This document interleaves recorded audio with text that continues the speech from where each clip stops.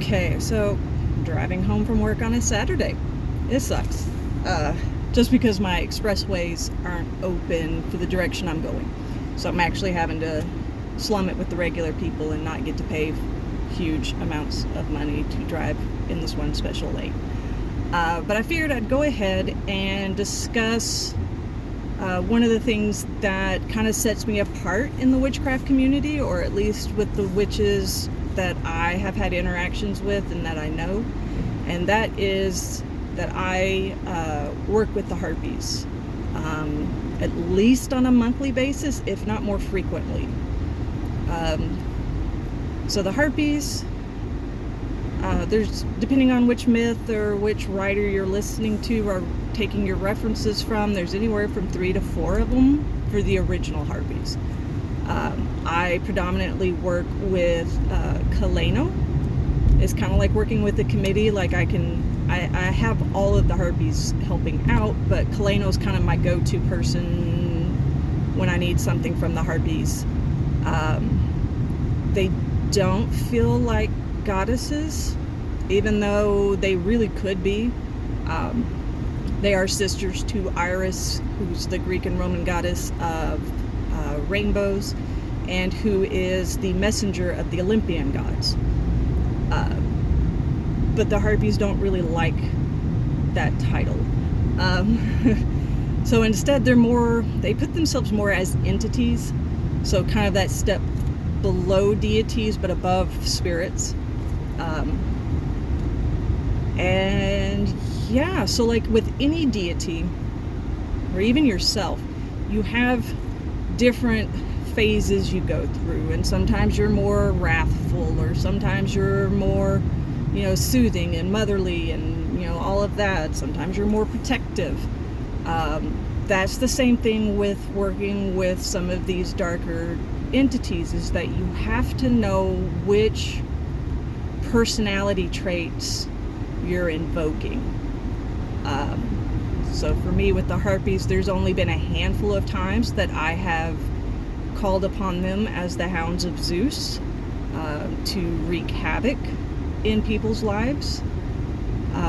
But for the most part, I invoke them for their storm deity status. Because originally, if you read the original myths, they were storm deities.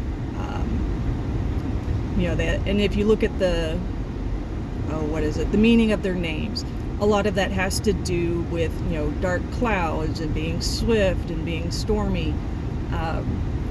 So yeah, I generally invoke them in that phase to protect like my home, my family, and our property from any of the damages that all of the fabulous storms in Texas can bring. But yeah, I will say I don't work with the Fae, like flat out. I don't work with them.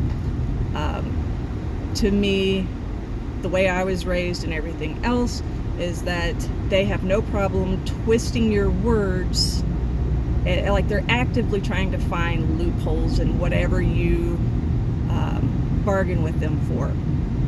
The Harpies, on the other hand, are lawyers. They understand the meaning of every single word, and you better understand it as well. And it's not that they are actively trying to fuck you over, it's just trying to get the greatest benefit for themselves, which, I mean, who can blame them? But yeah, because I had called on the Harpies one of the very first times working with them and said, if you give me X, I will make a sacrifice. And I was thinking, give up something for such and such time. I didn't word it. And I used to drink white mochas from Starbucks. Like, that was my go-to drink. And they agreed to the sacrifice part. I was thinking I would give up the coffee for 30 days or for a month or something like that. I don't like the taste of the white mochas, and that's been years. And so that was a bit more of a sacrifice than I was anticipating on making. But again, that's that's one of their things. I personally look at them like I look at a lot of dark deities. They're like tigers. They're beautiful, they're powerful, you know, they will do things that will benefit you, sure. But if you have a tiger and you're trying to keep it as a pet, you have to understand that it still has those wild instincts, and there's still that instinct to be a predator. And so again, working with the Harpies, I have since learned to be very, very specific in, you know, making offerings or anything like that. There for a while, I was making offerings, daily incense offerings, and after a while, they were like, okay, we don't want any more of that. And I was kind of like, okay, why is that? Like, this is my way of paying tribute to you.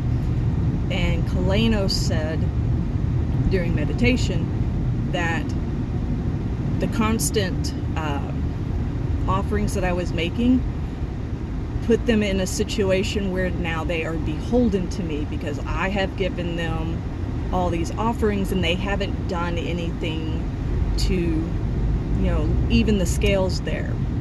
So yes, they are very much tit for tat. You know, if you do X for me, I will give you Y, and it works beautifully. Offerings for the Harpies, they really, really like, and again, this is stuff that I have figured out on my own, and you know, your mileage may vary, but they really like extremely dark red wine. Like the darkest you can find it, that'll make them happy. They also like black coffee, especially espresso, with seriously nothing in it but black coffee. There have been even times that, you know, I didn't have time to brew a cup of coffee, but I needed something done, and I have offered them actual coffee grinds, and that was a perfectly acceptable offering from, you know, from me to them. And roses is another one. I have candles that I use quite often when we have storms come through, that I will light specifically for the Harpies to invoke their protection, and they're just anything that's storm or ocean scented seems to be very well received. There's one particular incense that I personally adore and that the Harpies seem to really, really enjoy as well. I'll drop that information down below, and again, it's 100%. I'm not making any money off of that at all. I just think this person A, makes amazing incense, they're super great quality, and then B, you know, I just sharing the wealth. Someone I've come across that I really enjoy, that I have bought from multiple times. But yeah, so that's kind of the take on the Harpies. Some of my absolute favorite, they're cheeky too. They're very cheeky. Because I do spirit keeping. I'll do a video on that at some point. But one of the things that I see offered quite often from some of these spirit keepers are Harpies. And one of my friends was talking to me about it, and she's like, okay, wait, but you know, in mythology there's only, you know, 3 or 4 Harpies, so how are these Harpies, how are they Harpies? Like, you know, where's this Harpy coming from? And so I sat down again with my Harpy committee, and I was just kind of like, okay, so how does this work? And they were like, oh, those are younger Harpies. And I was like, what do you mean younger Harpies? And Kaleno just looks at me, just again in meditation, gives me this look like, are you kidding me? And she's like, because their parentage is, I can't remember it off the top of my head, but one of them is Electra the Oceanide, not Electra the woman in mythology. This one is an actual ocean being, and then the father is the son of one of the Titans. And she was like, she's younger. Parents are still having sex. They're still making babies. Like, did you really think that once they were done with us that was it? And then the look I kind of gave her, like, wait, you're totally cool with your parents still banging? And she's like, you Americans are just so prudish. She's like, of course they still. She's like, all of the gods still. She's like, why wouldn't you, you know? So, yes, very eye-opening there. But yeah, and so I have discussed the possibility of bringing in one of those spirit-keeping harpies. And they just kind of look at me like, okay, but you have us. Like, why? We don't need a younger sister. And so they have made it very apparent to me that when they are ready to have a younger sister, they will let me know, and we will get another harpy to add to the horde. Yeah, I'm trying to think if there's anything else that I do with them. I am currently working on an actual staff for them, like a prayer staff.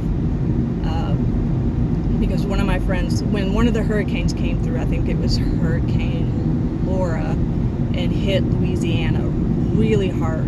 A friend of mine, her parents live in Louisiana, and so she had asked me, you know, hey, can you invoke the harpies to kind of watch over and protect my, you know, my parents and stuff like that? And I was like, sure. She was like, you know, is there anything that my mom needs to do to help this out? And I was just like, if she's got red wine or coffee, she can just offer that at the four corners of her property so that they know what they're protecting. I was like, that's fine. I was like, and if she doesn't, then she doesn't have to do that. It's not required. So then the hurricane blows through, and it was so awesome because a lot of their trees fell. A lot of them fell. But they all fell around their house. Not a single one of the trees hit their house. And they're in different directions, which you generally don't see that I'm aware of in hurricanes, because you're more getting that straight wind is what's doing the most damage. But yeah, perfectly around all of them was the trees. Yeah, thank you. Sorry, someone cut me off. And so the mom was like, you know, hey, that's really awesome. Like, people they knew lost houses. It was a really devastating hurricane. And so then she was just like, hey, you know, we're cutting up all the trees to put them, you know, cut up the firewood and stuff like that. Would you be interested in anything from any of these trees? And I was like, oh yeah, hell yeah, that would be really awesome. And so she was telling me the different trees, and then what length did I want. And so I have 6 branches now I have 6 branches from either magnolias or pine trees that came from that hurricane. Then, like last year, one of her big oak trees got struck by lightning, and so she asked me if I wanted anything from that one. So I've got 3 staffs from that. So yeah, the harpies are getting some awesome stuff. Once I actually get to making the staff, I will start showing some of the progress on it. Right now, I finally got all the bark and all of that off, and it's nice. It's so smooth. I did a good job on that one. And so the next step is I've got some leathers that I want to wrap it with. I have a replica harpy eagle talons that I need to drill some holes in them so that I can hang them. And then I'll get some simulated feathers. I haven't decided what they're going to look like or anything like that yet, but I will get those as well, and those will hang from it. And it's really just a big devotional piece from me to again show my gratitude, because as of right now, you know, my house has not been hit with, like I said, we had softball hail at one point that damaged a lot of houses and a lot of cars. I mean, like wind windshields and back windshields were completely busted out. It was a bad storm. We didn't get any of that. I think the worst we've gotten so far was like slightly smaller than golf ball sized hail. And then none of the tornadoes have been anywhere near us. It was funny because one time they were showing a map afterwards, after the storm had come through, and we had 6 tornadoes touch down, but none in my county. And you're sitting there looking at the lines on everything from where the tornado touched down, and then the trail it took. None of them touched my county at all.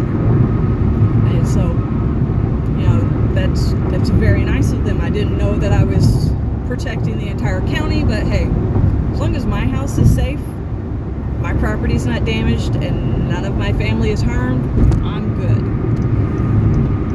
But yeah, so I mean, if you have any other questions about Harpies, about if you're wanting to start working with the Harpies and stuff like that, feel free to drop some questions or some comments down in the description or down below. I love taking questions because sometimes people will ask a question that I haven't thought of it that way yet, and so I like keeping my mind sharp on things like that. But yeah, so I'm almost home. I will let y'all go. And that is the Harpies as I work with them and how I interact with them. Again, other people may have different experiences with them. I'm pretty sure the people that were sent the Hounds of Zeus have a very, very, very different experience with the Harpies. But yeah, so I will let y'all go. I hope y'all have a great Saturday and enjoy.